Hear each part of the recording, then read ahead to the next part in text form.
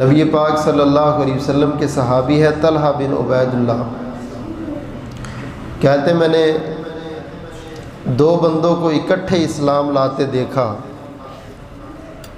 ان میں سے ایک بندہ اللہ کے راستے میں شہید ہو گیا اور دوسرا بندہ 1 سال کے بعد طبی موت بستر پر فوت ہو گیا۔ تو میں خواب میں کیا دیکھتا ہوں کہ شہید سے پہلے وہ طبی موت فوت ہونے والا بندہ جنت میں پہلے داخل ہو رہا ہے۔ میں بڑا حیران ہوا اور میں نے رسول کریم صلی اللہ علیہ وسلم کو یہ خواب بیان کیا۔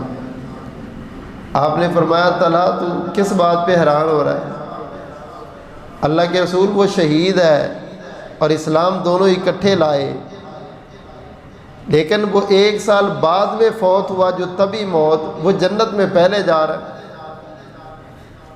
آپ نے فرمایا تو نے دیکھا نہیں کہ اس کی زندگی میں ایک رمضان آیا ہے اور اس نے پورے سال نمازیں پڑھی ہیں۔ یہ ماہ رمضان کے روزے، راتوں کا قیام اور یہ نمازیں، انہوں نے اس بندے کے درجات کو اتنا بلند کر دیا ہے کہ وہ شہید سے پہلے جنت میں داخل ہو۔